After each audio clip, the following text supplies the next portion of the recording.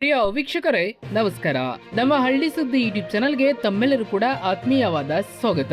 ಇಂದು ಈ 15 ಜಿಲ್ಲೆಗೆ ಬಾಕಿ ಉಳಿದಂತ ಎಲ್ಲಾ ಫಲಾನುಭವಿಗಳಿಗೆ ಇಂದು ಪಿಂಚಣಿಯನ್ನ ಜಮಾ ಆಗಲಿದೆ. ಹೌದು, ಒಟ್ಟು ಏಪ್ರಿಲ್ ಮತ್ತು ಮೇ ತಿಂಗಳ 2 ಕಂತುಗಳು ಒಟ್ಟಿಗೆ ಜಮಾ ಆಗಲಿದೆ. ಅಂದ್ರೆ 2200 ಪ್ಲಸ್ 2200 ಖಾತೆಗೆ ನೇರವಾಗಿ ಜಮಾ ಮಾಡುತ್ತಾರೆ. ಹೌದು, ಹಾಗಾದ್ರೆ ಯಾವೆಲ್ಲ ಜಿಲ್ಲೆಗೆ ಜಮಾ ಆಗಲಿದೆ, ಎಷ್ಟು ಜಮಾ ಆಗಲಿದೆ ಎಲ್ಲವನ್ನೂ ಕೂಡ ನಾನು ಈ ವಿಡಿಯೋದಲ್ಲಿ ಹಂತ ಹಂತವಾಗಿ ತಿಳಿಸ್ಕೊಡ್ತಾ ಹೋಗ್ತೀನಿ. ದಯವಿಟ್ಟು ವಿಡಿಯೋನ ಮಧ್ಯದಲ್ಲಿ ಎಲ್ಲೂ ಕೂಡ ಸ್ಕಿಪ್ ಮಾಡಬೇಡಿ.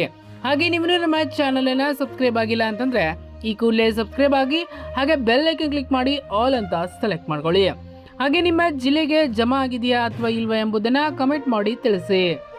ನಮಸ್ಕಾರ ವೀಕ್ಷಕರೇ, ವೃದ್ಧಾಪ್ಯ ವೇತನ, ವಿಧವಾ ವೇತನ ಹಾಗೂ ಅಂಗವಿಕಲರ ಪಿಂಚಣಿಗಾಗಿ ದಿನ ಬೆಳಗಾದ್ರೆ ಬ್ಯಾಂಕ್ಗಳತ್ತ ಮುಖ ಮಾಡುತ್ತಿದ್ದು ರಾಜ್ಯದ ಲಕ್ಷಾಂತರ ಜನರಿಗೆ ಸರ್ಕಾರದಿಂದ ಒಂದು ಬಂಪರ್ ಸುದ್ದಿ ಇಲ್ಲಿದೆ. ಕಳೆದ 2-3 ತಿಂಗಳುಗಳಿಂದ ಸ್ಥಗಿತಗೊಂಡಿದ್ದ ಪಿಂಚಣಿಯನ್ನ ಇದೀಗ ಮತ್ತೆ ಬಿಡುಗಡೆ ಆಗಲಿದೆ. ಹೌದು, ಇನ್ನು 2-3 ದಿನಗಳ ಹಿಂದೆ ಒಂದಿಷ್ಟು ಜನರಿಗೆ ಜಮಾ ಆದರೆ ಇಂದು ಕೆಲವೊಂದಿಷ್ಟು ಜನರಿಗೆ ಜಮಾ ಆಗಲಿದೆ. ಹೌದು, ಒಂದಲ್ಲ 2 ತಿಂಗಳ ಹಣ ಒಟ್ಟಿಗೆ ಜಮಾ ಆಗಲಿದೆ. ರಾಜ್ಯದಲ್ಲಿ ಗ್ಯಾರಂಟಿ ಯೋಜನೆಗಳ ಭರಾಟೆಯಲ್ಲಿ ಪಿಂಚಣಿ ವಿತರಣೆ ಕೊಂಚ ವಿಳಂಬವಾಗುತ್ತಿತ್ತು ಎಂಬುದು ನಿಮಗೆಲ್ಲ ಗೊತ್ತೇ ಇದೆ.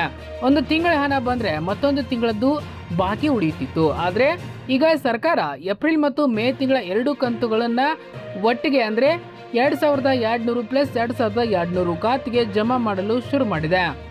ಮೊದಲ ಹಂತದಲ್ಲಿ ಬೆಳಗಾವಿ ಹಾಗೂ ಹಾವೇರಿ, ಹಾಸನ, ಕೊಪ್ಪಳ, ಗದಗ, ಬಳ್ಳಾರಿ, ಬೆಂಗಳೂರು ನಗರ, ಬೆಂಗಳೂರು ಗ್ರಾಮಾಂತರ, ಚಿಕ್ಕಮಗಳೂರು, ಬೀದರ, ಮಂಡ್ಯ, ಉಡುಪಿ ಹಾಗೂ ಕೊಡಗು ಸೇರಿದಂತೆ 15ಕ್ಕೂ ಹೆಚ್ಚು ಜಿಲ್ಲೆಗಳಲ್ಲಿ ಹಣ ವಿತರಣೆ ಪ್ರಕ್ರಿಯೆ ಭರದಿಂದ ಸಾಗ್ತಾ ಇದೆ. ಇಂದು ಅಥವಾ ನಾಳೆ ಒಳಗಾಗಿ ನಿಮ್ಮ ಖಾತೆಗೂ ಕೂಡ ಹಣ ಬಂದು ಬೀಳಲಿದೆ. ಇನ್ನು ನಕಲಿ ಫಲಾನುಭವಿಗಳಿಗೆ ಸರ್ಕಾರದಿಂದ ಬಿಗ್ ಶಾಕ್. ಒಂದೆರಡು ಸಿಹಿ ಸುದ್ದಿ ನೀಡಿದ ಸರ್ಕಾರ ಮತ್ತೊಂದೆಡೆ ಅಕ್ರಮವಾಗಿ ಪಿಂಚಣಿ ಪಡೆಯುತ್ತಿದ್ದ ಕಳ್ಳರಿಗೆ ನಡುಕ ಹುಟ್ಟಿಸಿದೆ. ಬರೋಬ್ಬರಿ 20ರಿಂದ 23 ಲಕ್ಷ ನಕಲಿ ಫಲಾನುಭವಿಗಳನ್ನ ಸರ್ಕಾರ ಪಿಂಚಣಿ ಪಟ್ಟಿಯಿಂದ ನಿರ್ದಾಕ್ಷಿಣ್ಯವಾಗಿ ಕಿತ್ತು ಹಾಕಿದೆ. ಹೌದು, ಇದಕ್ಕೆ ಮುಖ್ಯ ಕಾರಣ ಏನು ಗೊತ್ತಾ?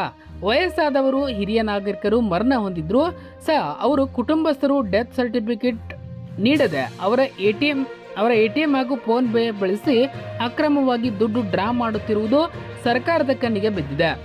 ಇನ್ನು ಮುಂದೆ ಈ ಆಟ ನಡೆಯಲ್ಲ.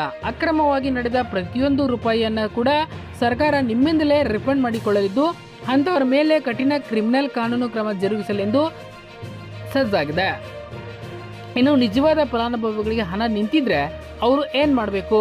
ಹೌದು, ಇಲ್ಲೊಂದು ಮುಖ್ಯವಾದ ವಿಷಯ ಗಮನಿಸಿ. ಹೌದು, ನೀವು ನಿಜವಾದ ಅರ್ಹ ಫಲಾನುಭವಿ ಆಗಿದ್ದು ನಿಮಗೆ ಬರಬೇಕಾದ ಹಣ ಬಾರದೇ ಇದ್ರೆ ಯಾವುದೇ ಕಾರಣಕ್ಕೂ ಕೂಡ ಗಾಬರಿ ಬೀಳುವ ಅಗತ್ಯವಿಲ್ಲ.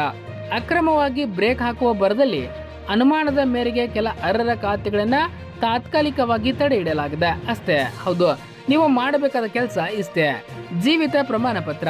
ಹೌದು, ಕೂಡಲೇ ನಿಮ್ಮ ಬ್ಯಾಂಕ್ ಖಾತೆಯಲ್ಲಿರುವ ಶಾಖೆಗೆ ಭೇಟಿ ನೀಡಿ ಅಲ್ಲಿ ನಿಮ್ಮ ಜೀವಿತ ಪ್ರಮಾಣ ಪತ್ರವನ್ನ ಬ್ಯಾಂಕ್ ಮ್ಯಾನೇಜರ್ಗೆ ನೀಡಬೇಕಾಗುತ್ತೆ. ಇನ್ನು ಎರಡನೇದಾಗಿ ಖಾತೆ ಸಕ್ರಿಯಗೊಳಿಸಿ. ನಿಮ್ಮ ಬ್ಯಾಂಕ್ ಅಕೌಂಟ್ ಆಕ್ಟಿವ್ ಆಗಿದೆಯಾ ಎಂಬುದನ್ನ ಒಂದ್ಸಾರಿ ಖಚಿತಪಡಿಸಿಕೊಳ್ಳಿ. ಬ್ಯಾಂಕ್ ಖಾತೆ ಬ್ಲಾಕ್ ಆಗಿದ್ರೆ ಹಣ ಜಮೆ ಆಗುವುದಿಲ್ಲ. ಇಷ್ಟು ಮಾಡಿದ್ರೆ ಸಾಕು.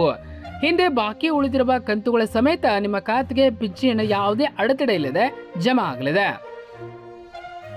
ಹಾಗಾದ್ರೆ ಇನ್ನೇಕೆ ತಡ? ನಿಮ್ಮ ಖಾತೆಗಳನ್ನ ಒಮ್ಮೆ ಚೆಕ್ ಮಾಡಿಕೊಳ್ಳಿ. ಈ ಉಪಯುಕ್ತ ಮಾಹಿತಿ ನಿಮಗೆ ಅಕ್ಕಪಕ್ಕ ಮನೆಯವರಿಗೂ ಕೂಡ ಹಾಗೆ ಪಿಂಚಣಿಗಾಗಿ ಕಾಯುತ್ತಿರುವ ಪ್ರತಿಯೊಬ್ಬರಿಗೂ ಕೂಡ ಶೇರ್ ಮಾಡಿ, ಅವರಿಗೂ ಕೂಡ ಸಹಾಯ ಮಾಡಿ.